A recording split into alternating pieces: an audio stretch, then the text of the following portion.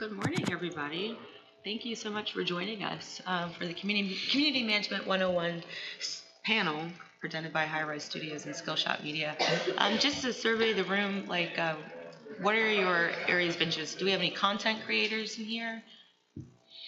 Game developers? Beautiful. Just kind of trying to tailor what we talk about today so it's most relevant. We're not just hop skipping everywhere. So today we're going to go over a couple of things. Namely, we're all in esports. And during our experience, we've noticed that there's a lot of overlap in the way that we engage fans, build hype, continue creating a community and evolving with it. And a lot of what we do can be applied to community management for game developers, when it comes to building an audience, engaging your fans, and building, more of a tribe around what you're producing. So before we get started, just give you some background. I'll start at the end with Nick.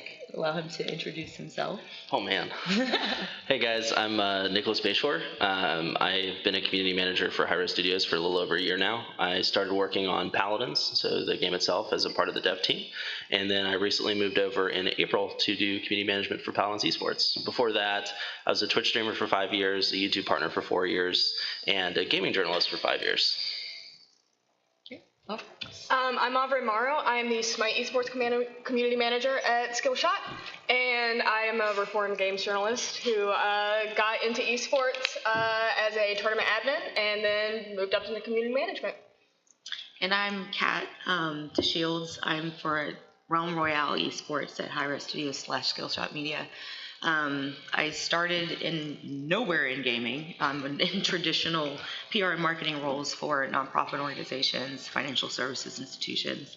Made the switch to video games, never looked back. Was a journalist for a couple of years, did some PR and marketing for indie devs, and then now I'm with hi-rez Studios and Skillshot Media. So that is us. Auverin, would you like to give some background about Skillshot and where we are in the hi-rez family? Absolutely. So Skillshot started as the hi-rez Studios esports production department. We were basically considered an offshoot of the marketing team, and esports was considered a marketing tool to reach a larger audience of fans. But the longer we did it, we got 4 or 5 years into Smite, and we realized that esports could be a lot more than a marketing tool. They had their own communities, they had their own needs. There's so much opportunity in that space, and we wanted a little bit more freedom to explore it. So we kind of went rogue and became Skillshot Media, which is a wholly owned subsidiary of hi-rez Studios, but we launched as our own independent company back in May. And we're looking to, our main goal is community-driven esports. And in our own games and hopefully in other games in the future, we strive to not only create some of the best esports broadcasts out there, but to make sure that the community is engaged with those esports broadcasts so that we're always doing work at a community level instead of just a production level. Excellent. So that's a bit about us. Nick, did you have anything to add? No. I mean, I think summed it up pretty well. The big thing there is community. Community is always on, right? Esports aren't always on, although we aim to make them on as much as possible. So to jump off your point, what is community management? Why does it matter? Well, community management, it's something that I think people are still kind of pioneering in many different ways, right? Especially in video games. When I started, the video game community, which I guess that would have been 2011 is when I started getting involved in YouTube, right? When I was getting out of high school. And back then, I knew absolutely nothing about community management. And I had done probably 20, 30 videos and said, man, why is no one watching them? And it's like, oh, well, maybe I should start actually engaging with them, right? Talking to them, building that up. And that's exactly what a core pillar of community management is, right? There is content. There are people who enjoy that content, but there's also a lot of people who want to get involved with that content beyond just watching the video, beyond just watching the broadcast. And community management brings that inherent value in and then turns it around and says, hey, how can we engage with these people that are enjoying our content? How can we make it more valuable to them, right? And the most valuable branch of that is whenever you're making a game, whenever you're making a product, whenever you're putting on a broadcast, right? You have an initial vision for that product. You're like, here's what I want it to be. Here's why I think it's going to be awesome. And here's why I think people are going to enjoy it. And it's hard to accept it, but that vision is not always right. It usually never is, in all honesty. And so community management is that important bridge between here's 50% of what I want to do, and here's my audience, and here's what they think is a good idea. Let's combine that together and work together to make a product. And that's exactly what's a core foundation of hi-rez and always has been. And so now we're working on taking that and applying it to the esports department. Yeah. Community management is one of the most important front-facing roles I think there is in the gaming industry. You essentially act as a liaison between the audience that's playing your game and the people who are making your game. And one of the things I think that makes games really unique as a medium is that it's a constant collaborative process. You don't produce a finished product and then just never go and change it or update it or do anything with it. Right. It's a constant collaboration between your product and the audience that's playing your game. So community managers are that link between the people who are playing your game, the people who have feedback about it, and then the people who actually have the power to implement that feedback and to implement these things that your community wants to see out of your product. So would it be safe to say that with a lot of indie developers, game developers that wear a lot of hats, that they would also have to be their own community manager? Absolutely. Unfortunately. It's a tough job. It's a full-time job, but you really can't get anywhere without community management. Yeah, no, like building that relationship with your players, whether you're a game dev or whether you are a community manager or anything like that, is extremely important, especially if you're making a new game too, right? Because a lot of people aren't necessarily invested in your product. They don't understand kind of, hey, like this looks cool, but how are these people going to develop this? Like I do that on the Twitter all the time, right? Where I'm like, wow, this animation looks great. This studio is doing something really cool. But it's like, I want to know more about that. I want to understand how they're making it and how they're doing it, especially now with a lot of stuff that relies on trust, like Kickstarter, right? For example, a lot of indie projects are funded through Kickstarter. It's like, well, if you want people to sit down and invest some money in your game, it's probably worth building a relationship with them and talking with them, because otherwise it's a blind investment. Makes sense. So we wanted to present 3 pillars of community management that can apply to anybody and kind of tailor it to how it can apply to game devs. So that's what the next portion of our talk will be about. If y'all have any questions at any time, feel free to, raise your hand, ask anything, and then we'll also have time for Q&A at the end. So we came up with 3 pillars, and they are brand management, social media management, and community engagement. And they all kind of fall within that community management hat. So we're going to spend some time talking about what those are and how you can apply them. So let's start with brand management. What is it? It's a big, scary word. 3 words, 2 words. People are still trying to figure out what the word brand really means. We throw that word around a lot. Mm-hmm. And usually it's attached to like consumer goods, brands like Nike, whatever. But brand management for indie devs is building up an identity, either around your company or around your game, building up an identity that your audience can attach itself to, and then making sure that everything you put out, from graphics to animations to tweets to messaging to anything, fits that brand and reflects that brand in a way that you want it to be reflected to your audience. And I think it's also important to note, like we were talking about earlier, right, that brand can slightly change or alter as you go down the course, right? You may put out something and find that, oh, my audience may not really enjoy this. And that's part of that 50-50 learning curve, right? So it's time to take a step back and say, oh, well, they're saying this. This is what I thought it would be. Let's kind of alter it together and make something new that we can both enjoy. Yeah. I'm sorry. Oh, you're fine. Brand is a terrifying word, but it doesn't have to be. It is what you want it to be, right? And that's kind of the reality. And from an indie perspective too, whether you're doing gaming, content creation, etc., you get to make that brand from scratch. So don't undervalue that. Make sure that it's extremely important part of your process, because one of the big things is, while altering your brand can be, a doable thing based on your community feedback, having that established before you get started is extremely important. Because if you're 2 months down the line and you say, oh, I don't like this logo, or I don't like this header on my Twitter, and you decide to change that altogether, people might end up going and looking at it and saying like, well, who are these people and what are they doing now? Because that level of communication with that altercation wasn't there. So be very careful when you do end up swapping around that stuff. And brand is a very serious word, but it doesn't always have to be taken quote-unquote seriously. Yeah. One thing that we learned in esports is the power of memes. When you don't take yourself seriously, you just kind of mess around and write some dumb things on a brand Twitter. Like, people engage like that. When people see something more than just professional, very cut and dry, this is our brand, this is what we do, people do engage with that to a certain level, but they don't engage with it on the same level that they do with more I don't want to say personality-driven branding, but with a brand that doesn't always take itself so seriously. So make Bongo Cat memes. That worked for us. That worked out really well. I'm still waiting for my one for Paladins. It's going to be very exciting. So in applying this to game devs, usually you have the studio brand and then you have the game brand itself. And this is something that we do at hi-rez and with Skillshot Media. Can you explain like how you manage those multiple brands underneath an umbrella and what benefits there are to parsing it out or keeping it all together?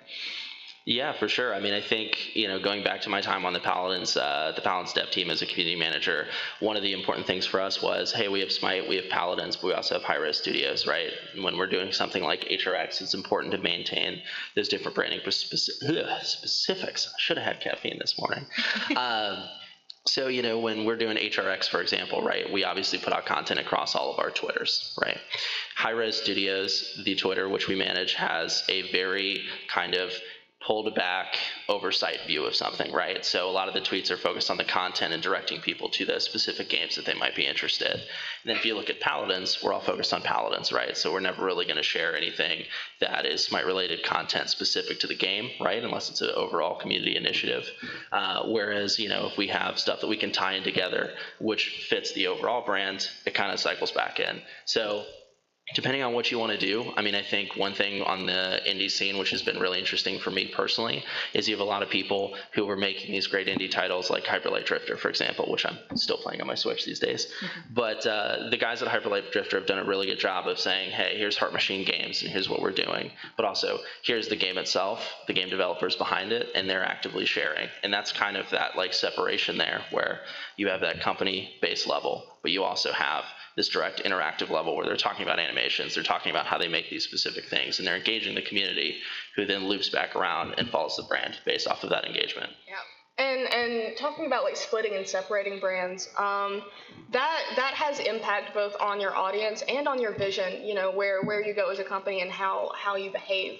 And nothing's more indicative of that to me, I think, than Skillshot moving to its own brand. Mm-hmm. We used to be part of hi-rez Studios, and we saw an opportunity, but in order to take that opportunity, we were going to have to branch out. We were going to have to become our own brand and own what we were doing in order to do more things in the space that we wanted to get into. So it was really scary. None of us knew how it was going to go. True. But we broke off. We made our own thing. We built our own brand up, and now there's tons of opportunities that we're going to get to explore because of that, and we get to focus our vision even more on the things that we actually care about doing. And it worked out so well for us that eventually the rest of hi-rez decided that they would split off into their own studios for each of their individual games so that they could better focus their own teams and better focus their efforts towards the things that worked for their specific games and their specific audiences, and not trying to please a larger audience. Absolutely. And like for an example from the Skillshot side of things, right? Like when Auverin and I first, I guess, kicked off the social media and the brand for Skillshot Media, right? One of the big things was, okay, well, we have Paladins esports, we have Smite esports. We were working on Realm at the time, and it was like, okay, well, we need to make that identity for Skillshot as a brand, right? So what is that? We knew it was going to be community driven. We knew we had a couple core pillars for the company that we wanted to represent. But the big thing there too was, what opportunities do we have to expand the brand and engage the audience, right? Engage the community, make sure they're invested. And so one of the things that Auverin and I took away from that was, there's a lot of people who want to see how we do things, right? I mean, we're running LANs all the time. We run 3 a year for 2 different games. They're massive. They last weeks long. We're about to kick off one for HRX at DreamHack, which is going to be, I think I did the math, and it's like over 100 hours of broadcast in 9 days for 2 games. So you tally it up, we're putting out 200 hours of content in 9 days. And I'm just like, oh God, who's going to watch my dog? But the thing that we kind of looked at and said, well, what do people want to see, right? Is, hey, we see the esports content, we see the graphics, we see all this stuff, and it looks great. But who does that, right? Who sits back, spends their time, and works on this stuff? And we have a very talented crew of, I think we're around 39 people now at Skillshot that run all this stuff. And so for us, the immediate brand engagement tactic there, which people wanted to see, was, let's look at the people behind the scenes. Let's see how they do this sort of stuff. And so when it comes to Skillshot-based content, that's what we've been doing a lot of, right? What's up, man? So I got a question for you guys. Yeah. You talked about managing multiple brands. Mm-hmm. So when you do that, when you have one of your brands, is that doubling the amount of work that you have just for a small agency that wants to be able to do that and has very little resources to do manage one brand? Is that something that basically what I'm trying to get at is that something that they could actually take on, or is that something that should be considered having dedicated flexibility resources? Yeah. There's definitely a lot of strain there. I for a while was managing Smite and Paladins both. Yes. As a esports community manager, and I did both, but I don't think I did them as well as they deserved. Which is why we now have Nick here, and we brought on Kat to do Realm. Because focus is very, very important. Spreading yourself too thin is just going to hurt your team. It's going to hurt your content in the long run. But one thing that is very important, if you do want to branch out into managing multiple IPs, multiple communities, multiple brands, having a proper analytics platform, social media management and analytics platform will help you significantly in doing that. We've tried a ton of things. A lot of stuff hasn't worked for us, but once we found a platform that worked the way that we needed it to work, it took so much strain off of us. It probably cut 10 to 15 hours out of my work week. Yeah. With that dual management. So anything's possible with the right tools, but you also want to be very aware of how thinly you're spreading your team and your attention, because you don't want both brands to suffer because you're trying to do too many things. For sure. I think especially to address that from like the indie standpoint, right? The thing that I've seen a lot of people do very successfully, because I mean, if you look at the indie scene, right, there's two major development communities that do pretty well, right? That at least I've noticed. One of them is Devolver. We all know Devolver. We love Devolver. And the other one is Raw Fury. They've been doing a lot of interesting stuff lately, just with that brand separation and the game separation. They released some like RTS on the Switch that I've been addicted to. But the big thing there is they started on a base level, like Heart Machine did, like I was talking about earlier, right? Where you have that brand channel, and that brand channel is managed by you as a manager, community manager, however big your team is. And then as individuals, they started sharing parts of that project to go ahead and build up that community that brand, whether or not it's your vision, can go ahead and retweet and share and get involved in, right? So you don't have to make it as massive as we did, right? For hi-rez too, like we've been around for a long time. We've been doing this for a long time. So like all the Twitters and all these different brand presences, right, existed for a while. And so we've kind of segmented them down and kind of work through that. Because I think community as a whole, we have 9 people managing everything across the 3 of us, 6 others in the dev side. So it's okay to start small scale and kind of branch out.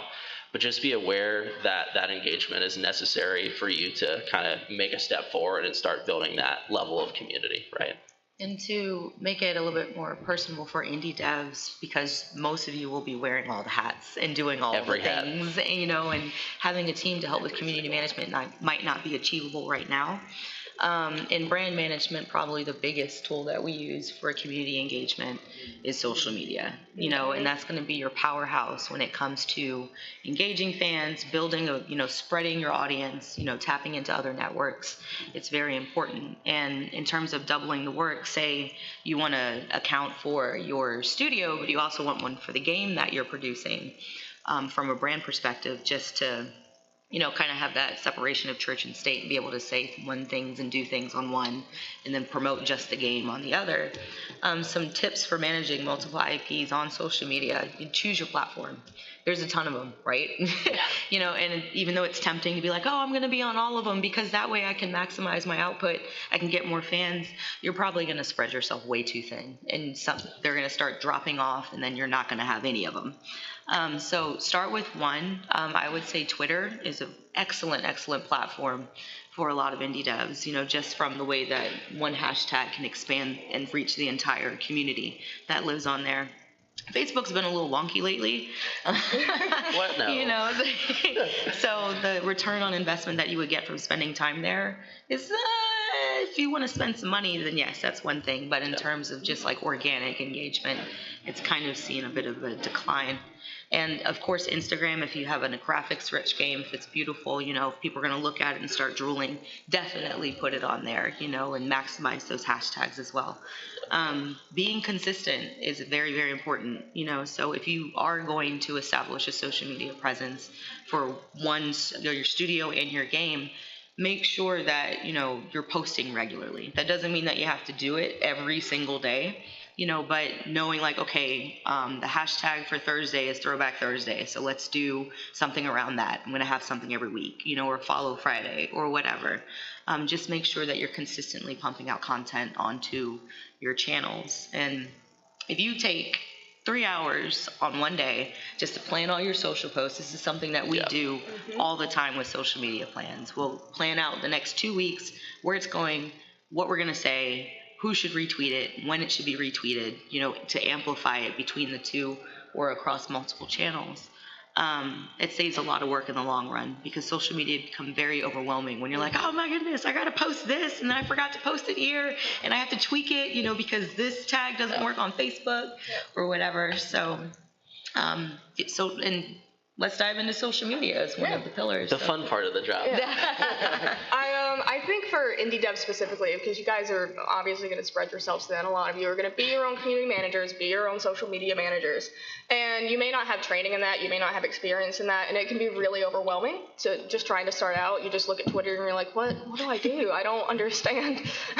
So the two biggest pieces of advice I can give to indie devs who are trying to get into social media management, the two things you want to pay the most attention to is, before you ever post anything, do some reading about user intent. The user intent and user behavior on every single social media platform is different.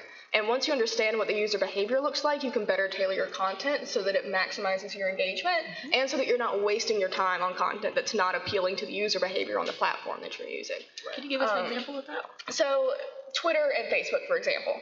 Facebook user behavior, people go there mostly to keep up with people that they care about, people in their own social circles, and they tend to prefer more personalized posts.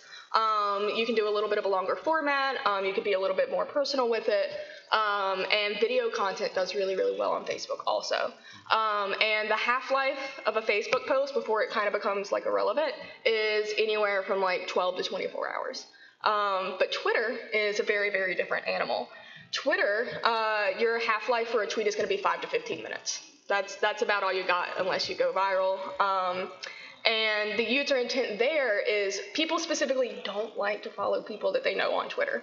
The user intent is that these people come here to follow brands. They come here to follow personalities. They come to follow accounts and brands and people that they would not have access to otherwise. So the kind of content that you put up and how you approach what you're doing is going to change based on that user intent. And the best thing you can do after you've posted something, no matter how rudimentary your analytics platform is, find an analytics platform and pay close attention to it. The social management platform that we use is one called Auverin Morrow, and it delivers reports to us that go over all of our engagement stats. It tracks standard stuff like followers, likes, retweets, all of that stuff. But it will also give you analytics that talks about what the best time to post is, what the best day to post is based on your engagement. So if you can find a platform that'll just like spit out a little thing, it's like, hey, your posts always do best on Tuesdays between 3 and 6 p.m., you can take a lot of the thinking and a lot of the work out of social media management, a lot of the guesswork out of it. Yeah. If you just read up on user intent, try something, look at the analytics after, and that'll tell you everything you need to know to adjust accordingly. And the great part about all that too is, you're planning for it, right? So you're building something out in advance, you're responding to what works for your brand and your engagement.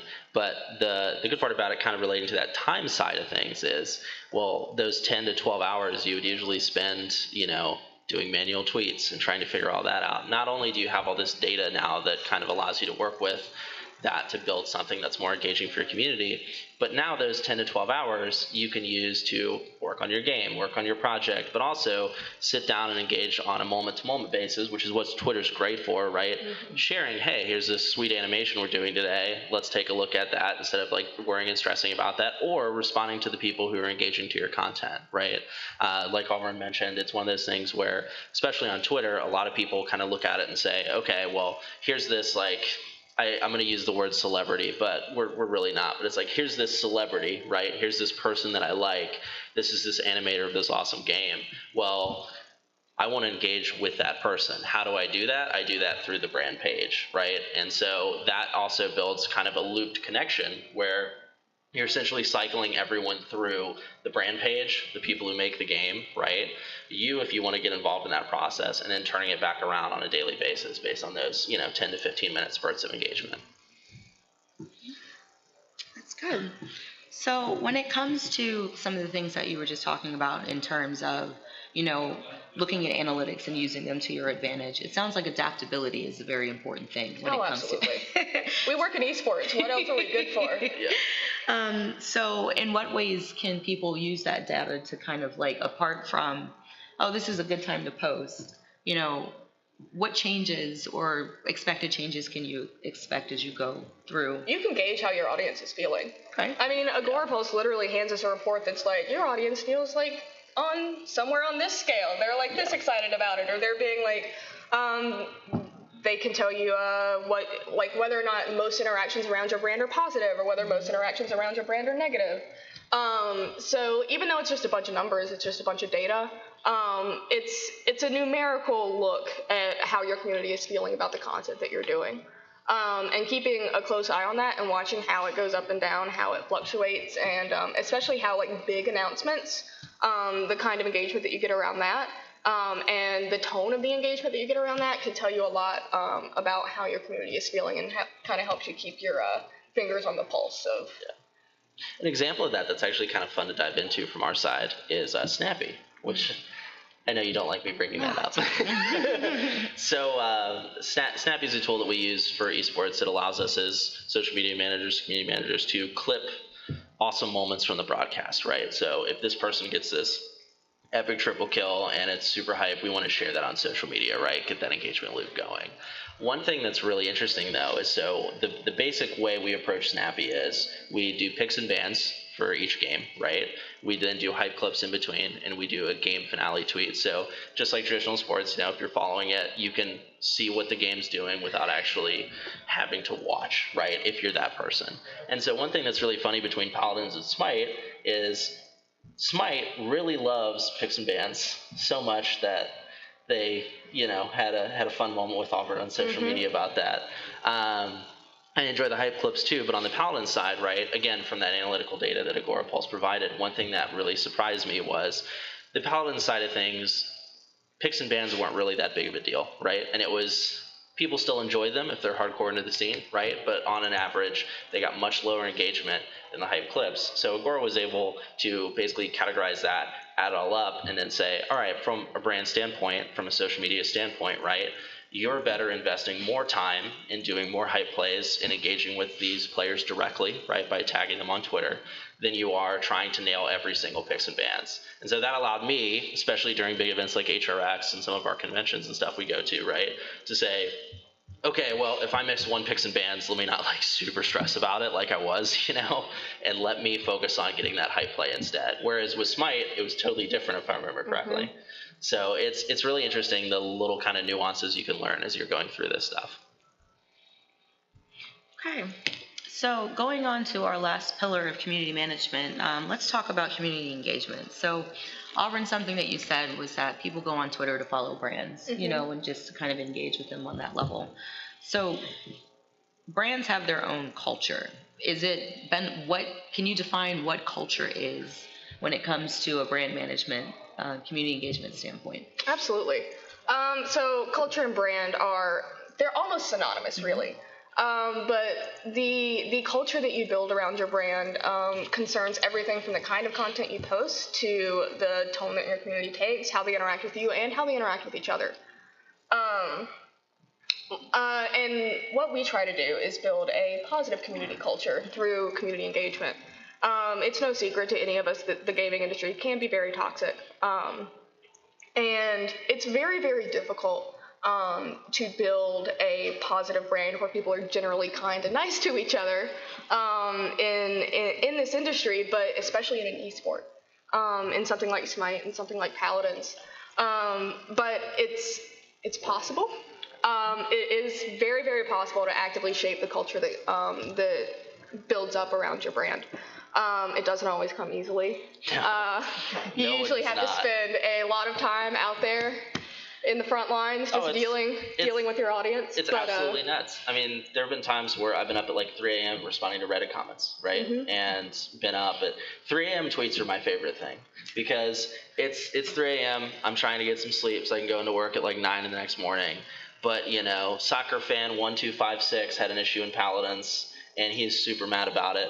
And I am going to take the time to sit there and respond to him because, as a result, I am kind of nerving away that toxicity and saying, hey, like, if you're respectful and you want to communicate with us, we're building that ideal. Do I do that every day? Definitely not. But I try to do it as much as I possibly can. Yeah, you can't spend all your time out there, on being the boots on the ground. You will get lost. But I think one of the most powerful examples I've seen of active community culture is we recently, for Season 5 of Smite, which is the season that we're currently in, we made a pretty big move. We moved off of Twitch. We went to Mixer. We became a Mixer-exclusive broadcast. And our community was outraged, absolutely outraged. They wanted to serve my head up on a silver platter. But we made the move, and a core set of our audience came with us.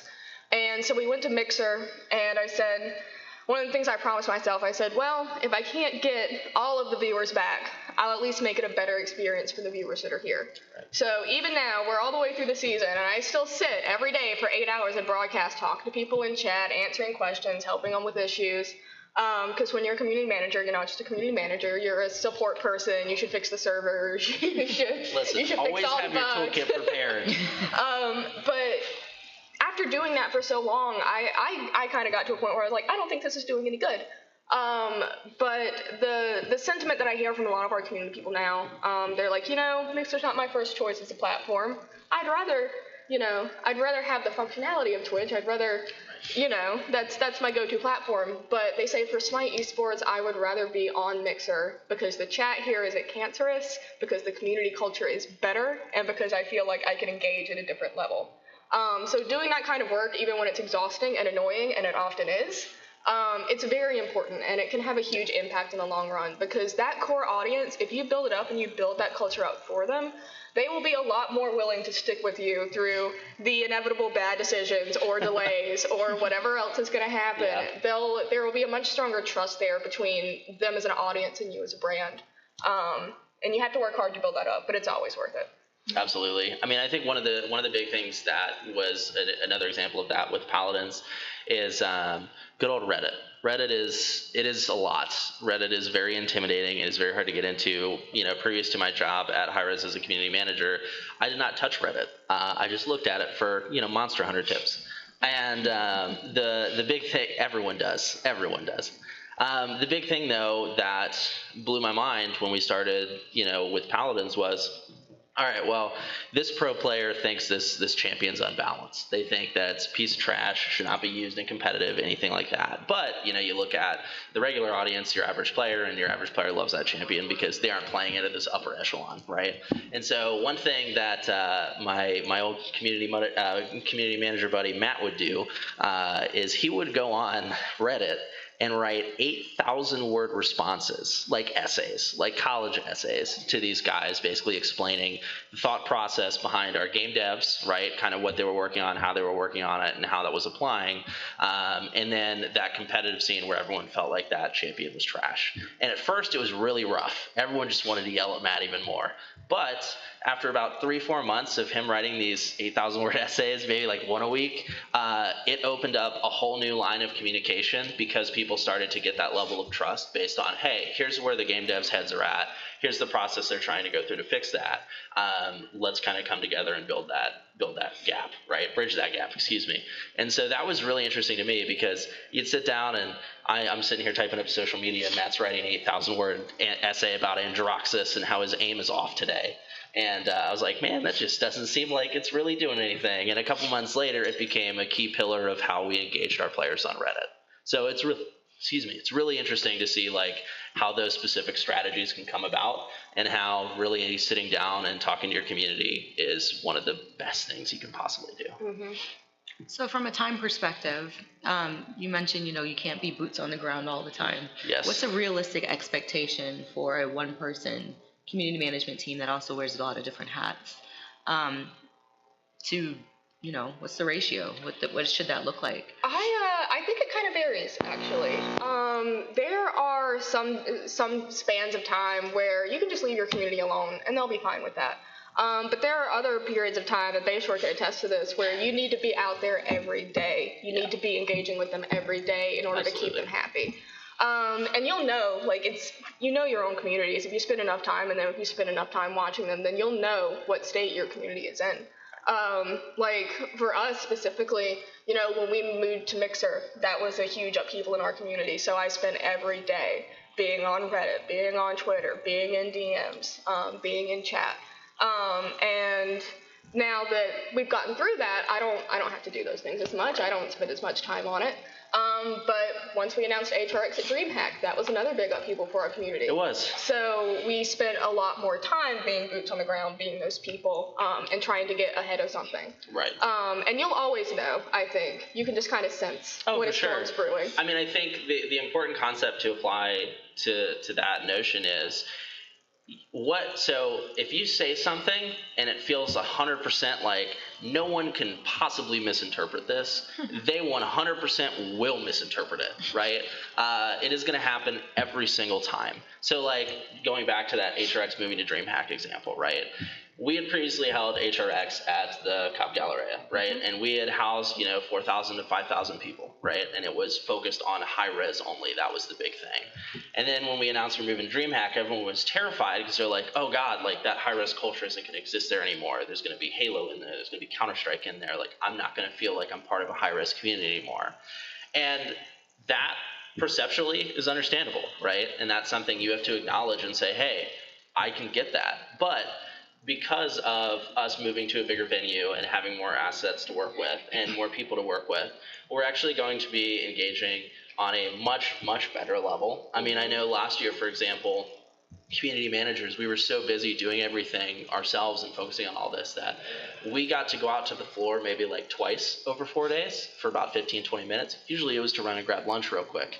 But now we're going to have community managers on the floor all the time, right? And so there's all those little things that your audience may not necessarily think of immediately that are going to be beneficial, but it is on you to communicate to them those are beneficial and make them understand that, right? And you have to also accept some aren't going to understand it because it's the internet and everyone loves to get super mad at you for various things, right? But it's important to be on that. It's really surprising how much boots on the ground can make a difference. Mm-hmm. And it doesn't matter how big your community is, right? I've done it numerous times with Paladins. We've known that, hey, this isn't going to go over that well. This isn't going to do this.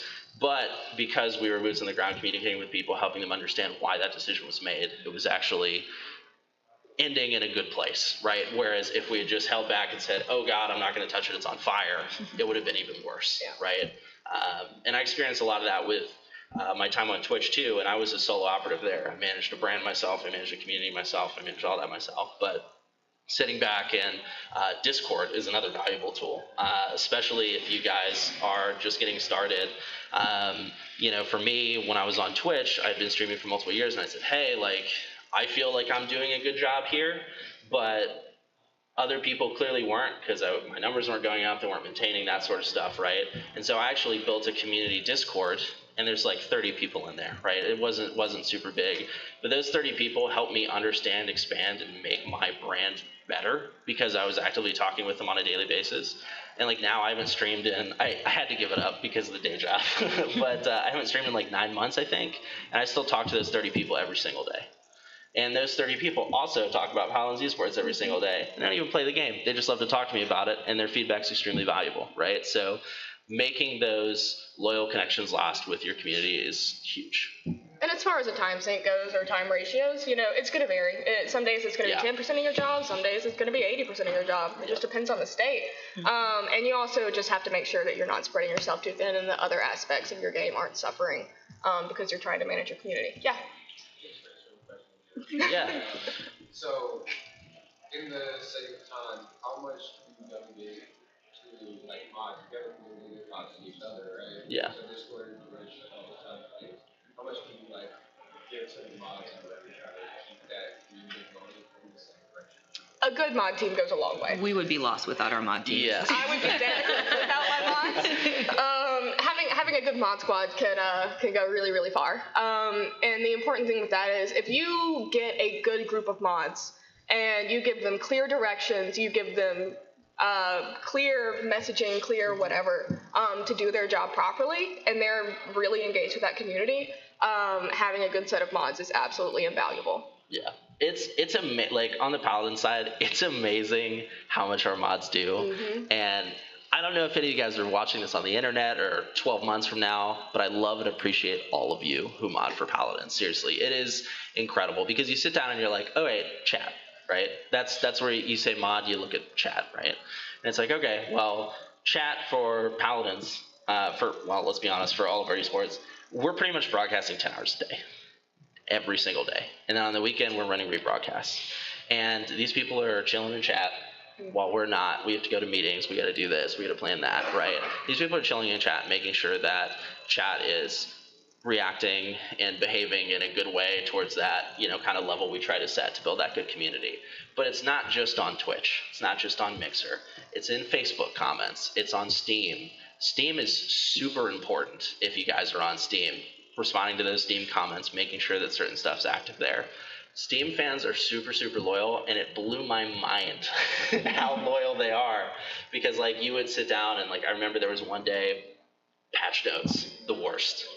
They're 12 pages of notes. And I remember typing some of those up, and, we always would post them on our website first, our forums first, and then expand and started doing Steam. And there was one day where I was super exhausted. It snowed in the south, which we all know how bad that is. Everyone's losing their minds, getting all over the road, apocalypse. And I was like, okay, I gotta get home. Got home, fell asleep on my couch. Didn't finish patch notes that day. Woke up the next morning, devastated. And I was like, this is a big mistake, because it was just Steam. But, those people were so connected and loyal, and the mods were like, come on, man. I know you're going through some stuff, but let's sit down and make sure this stuff happens. So mods are crazy. We started with Skillshot, and one of our goals was, so on the dev side has their own mod teams, right? And so different mod teams for different platforms, and we on Paladin side we have a stream team as well, and so looping streamers and their mods in to make sure we keep that content consistent.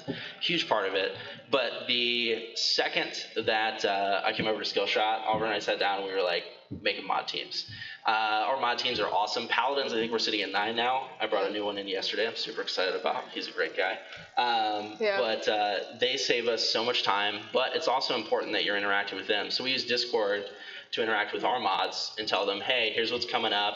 It's going to be crazy, be prepared. And then I also type up mod guides, I know you do too, just so you can kind of give them guidelines to how that works. Because when you're not there in chat on a live broadcast, these people are representing you. And it's important that you pick good people, obviously, but more important that you keep them up to date. Because if you misinform them or you don't keep them up to date with what's going on and then a mistake is made, that's on you. That's not on them. My mods, God bless them. They're community ambassadors. At the end of the day, when I can't be there personally engaging at a community level, they're out there for me engaging at that community level.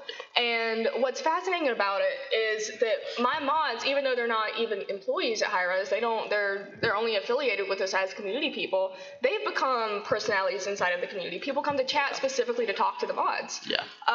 And that's such a huge thing. And we could dig into it a little bit more if we have time left, but personality-driven engagement is one of the most valuable things you can do for your brand. So the more personalities you have in there that people can attach themselves to, like a good mod squad, like good community ambassadors, the better off you're going to be in the long run. Absolutely. And that includes streamers too.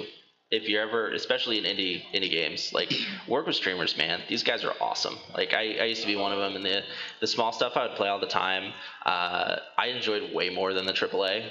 And streamers are probably going to give you the most honest feedback you'll ever get. But they would love to stream your game, so be sure to talk to them too. A lot of streamers too really undervalue themselves. They think, oh, well, I don't want to reach out to this person, or I don't want to talk to this dev because I don't feel like I'm important enough because my viewer count isn't high. And especially in the indie scene, we're just trying to get exposure for games, right? And so it's important to know that these streaming's very hard, and it's extremely difficult for you to value yourself for what you are as a streamer. So be sure to engage with them, even if they aren't willing to engage with you. Just say, hey, I've noticed you playing a lot of different titles. Really enjoy this one myself. We're working on something. Let's reach out and see if we can come to an agreement. Because most of the time, they'll be really surprised that you even did that. And then they can become a brand ambassador for the entirety of your whole game, your whole company. So let's go back to personality-driven engagement. It's my favorite thing. Bongo It's cat. my favorite thing. I could do a whole panel about personality-driven engagement. So quickly, what is it, and then what ways can indie devs activate it to work to their advantage? So personality-driven engagement is just a social tactic that focuses on using personalities instead of your brand specifically. One of the examples I like to use, one of our esports teams that we have on Smite is Space Station Gaming. And when Space Station Gaming Legends. started recruiting players for their team, Sean Duras, I don't know if you guys know him, he's done a lot of stuff on Snapchat, he's a social media guru, he's amazing.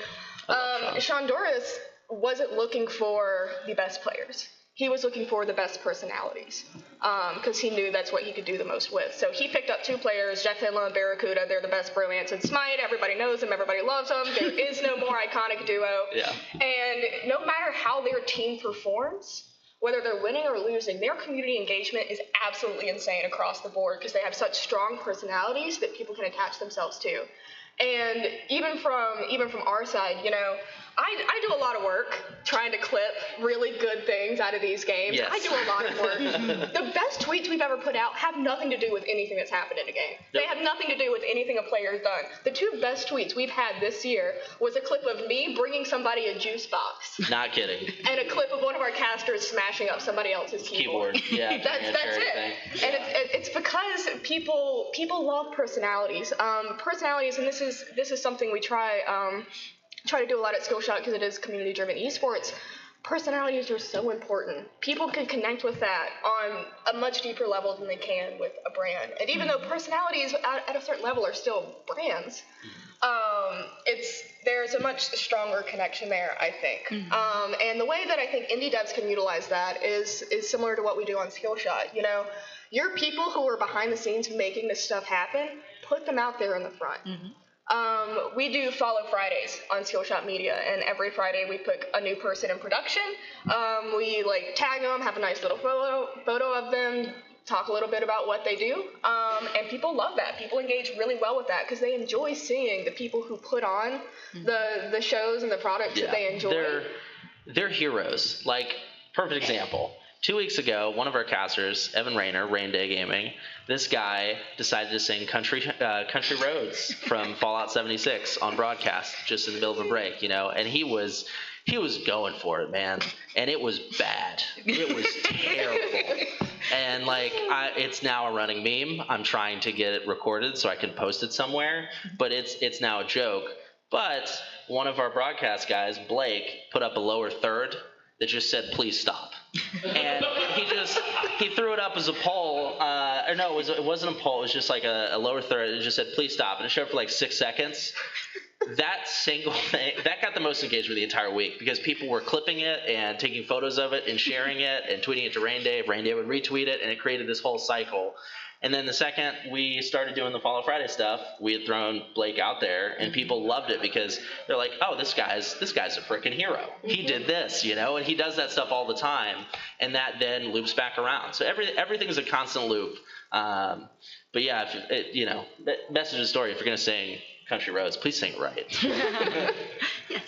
Actually, kind of building on that, I know that in the past few months, certain companies like Auverin that have had some problems with community engagement with specific devs as opposed to the community management. So, I mean, how do you guys view the intersection of social media policy for personal accounts and community management? If it feels good, don't tweet it. For real. If it feels good, don't tweet it. Call your coworker and say, "Man, Can you look this over for me before I put this out there?" Yeah. Inevitably we'll be like, "Don't do it." it's good, but don't do it." So when Skillshot was first established, this is the first time that the hi-rez esports department and now Skillshot Media has had a dedicated community team. Yeah. We had singular people before, but now we have this full, wonderful team of people. And it took us a while to get certain others in our offices to stop tweeting things that would turn into dumpster fires and Reddit threads and all other sorts of nonsense. But now most people come to us and they're like, "Will you review this and make sure I'm not going to make a fool out of myself?" So we try to just communicate that there are some things you cannot say. Yes. If it feels good, just put your phone down. Yeah. And even if you feel totally justified, just check in with your community manager, because either they can prevent a disaster from happening, or they're gonna have to deal with it after you do it anyway. Yes. So at least warn them. And either way, we're gonna be mad. One of the things I work at, we actually had an eventual email list that says, if you want to post online, post the email list and says, that way you can parse stuff everyone in the company seeing. Oh, yeah. Yep. And get it out, not actually have to put out there. We do that all the time. We have a board. We have a do. whiteboard with a pain We scale do. on it. Yeah. So as things happen that we would like to yell at our community about, we just like move our little where we are on the pain scale Yeah, we and have just write it magnets on the with the board. names on it. Angry capital letters. It's very cathartic. But that sort of stuff's super important. And I think one thing that's worth adding on to that is people, as much as I loved it, like everyone. I'm sorry, this is so sensitive to me because it's happened numerous times. With Twitter, putting tweets of my own does not make a difference, Nope. ever. Yeah, and there's so many people that just think like, oh, if I add this, I'm totally disconnected. No, you never are, right? When you're online and you're talking, it doesn't matter what forum you're on, what Reddit thread you're on, does not matter whatsoever. People are going to care what you say, and they're going to reflect it and try to turn it back on your brand, right? You're a brand ambassador whether you like it or not. And you are that person 24/7. Like, I'll be out on a date, and someone will be like, oh, you're that Paladins guy, and they'll start talking to me, and I'm like, oh, crap, I gotta do this, right? I gotta have this conversation. But, like, that's important to have that level, too. Like, just because I'm out at dinner, or just because I'm out walking around, or I'm at a convention or whatever, attending as myself, I go to TwitchCon all the time, right? I love TwitchCon, love the Twitch community. But every time I go there, people come and talk to me about Paladins, and that's like a necessary thing that you have to understand and you have to always, be on, right? And then when you want to be off, just unplug, play some games, hang out, right? But that's the reality of it, no matter what someone says. Yeah. And when it comes to dealing with like the inevitable toxicity and trolls, the ones that make you want to go ring and throw your stuff across the room, write it down somewhere else, kind of like the email thing that you were talking about. Walk away. Just walk away and let it sit, because once you come down and you get your emotions out of it, you're like, okay, even though I feel this way and this is what I want to say, you're never separated from your brand, and the long-term ramifications of a snap judgment tweet can it can destroy you. It will not age well. It will not. And even if you have to tweet it, or if there's something already going on social media and you just have to deal with it, and it's not going to be pretty either way, one of the best things you can do is just set a certain parameter for yourself. I never go more than 3 replies down in a thread. Yep. I just won't do it. After 3 replies, you're done. There's no constructive conversation happening after It's important to have that. And on the note of it won't age well, guess what? People are going to retweet it a year later and say, this didn't age well. And that happened multiple times. The internet is petty. Yeah. Oh, they love it.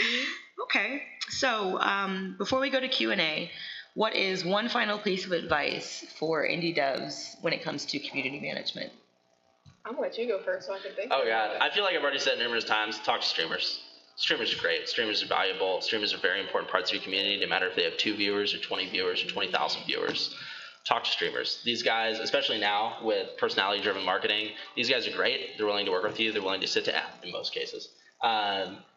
Please talk to streamers. Streamers are valuable, and they, can really help you build your brand as well as interact with your brand on Twitter. I would say don't take yourself too seriously, especially as indie devs. It's really easy to get caught up in all this anxiety about whether content's doing well, whether you're doing the right things, whether your community is engaging with what you do. And you should be worried about those things to a certain degree, but after a certain point, community management, you just kind of have to learn how to have fun with it. Your audience will feel when you're a happy community manager, and they'll be a happier audience because of it. And if you genuinely care about your community, if you love them even when they don't love you back, and they usually won't, they'll feel that, and it'll bleed into the work that you do, and it'll maybe not totally prevent the burnout, but it does make it a lot easier to get up and keep doing it every day.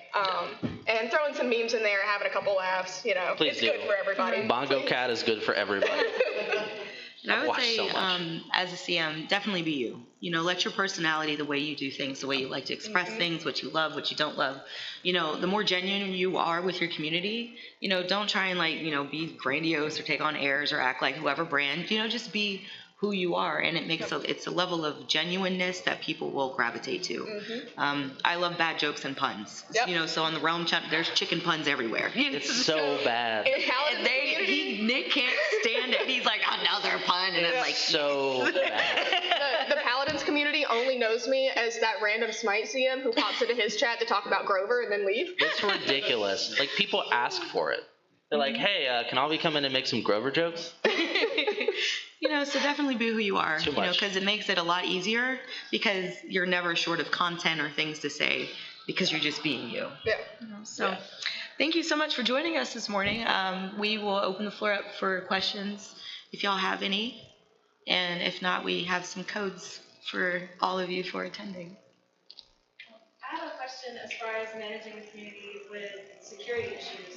There have been a lot of news stories about streamers that are in danger from viewers that are toxic viewers that go into the real world and try to find these people. Yeah.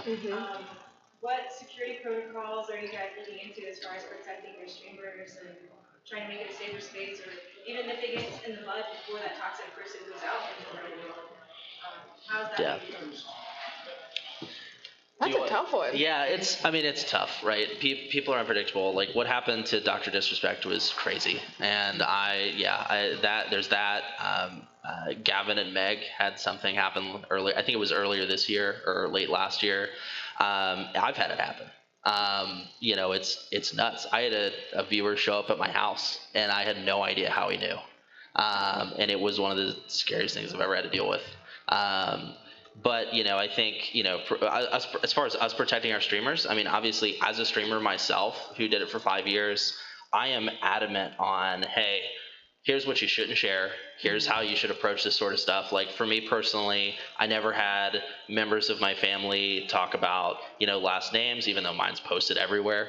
If my mom would ever randomly show up on stream while she was visiting or something, I'd make sure that she did not walk across the camera. And then even with like stuff as simple as my dog, like, I don't really talk about, he was raised as a puppy on camera. So it's like, that sort of stuff's there. But when working with our streamers, on the Paladins community team, when I was over there, we would engage with the streamers all the time. And the big thing there is don't public address anything ever.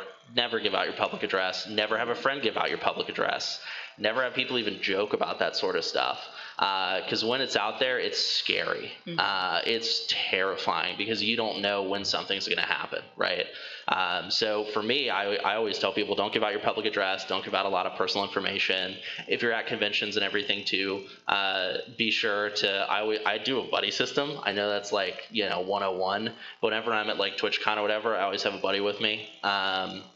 And then the other thing too is try to cut a lot of that out before it happens. Yes. Usually it's pretty, this is a case-by-case basis, but usually it's pretty obvious when something's going to get weird. And it's important for you, kind of noting back to what Auverin had said, to say, all right, after 3 replies or after this response, like, it's okay. Your viewers are people, and it's okay. They're part of your community. It's okay for them to like come to you with stuff, but it's very important to draw the line depending on how you want to approach it. That like, you're not necessarily like a therapy clinic, or you're not, professional help. Are you willing to help them do that? For sure. But I mean, their stuff has been terrible. There was a guy that flew. I think it was either Strippin or I can't remember the name of the streamer. But one of his viewers had issues at home and flew out of the country to this guy's house because he thought they were buds. And, he addressed it pretty well by saying, hey, like, I'll get you a plane ticket back, but like, we aren't, I'll help you however I need, but there's a line here. So I always say it's important to draw that line immediately and make sure that you kind of keep to that, especially with Discord and stuff too. People come into your DMs all the time. It happens to me all the time where they're like, hey, I need this one thing, or hey, I couldn't do this because of this. Can you help me out? And it's like, maybe, but it's a line, and it's up to that individual streamer, that individual person to draw that. But I will always advise them and help them out in any case scenario if they have questions. Yeah, we as a company we can only take so many measures, to protect streamers, especially since they're all over the world, they're remote, they're independent people. But I think the best thing we can do is educate them about safe practices. Exactly. Yeah. That's the best resource they have. Yeah. It's up to them, but we're happy to educate. So we're all out of time. Oh, I think are we we? have to go to the next panel, but we'll be outside for additional questions for a little bit and the handout codes for you all as well.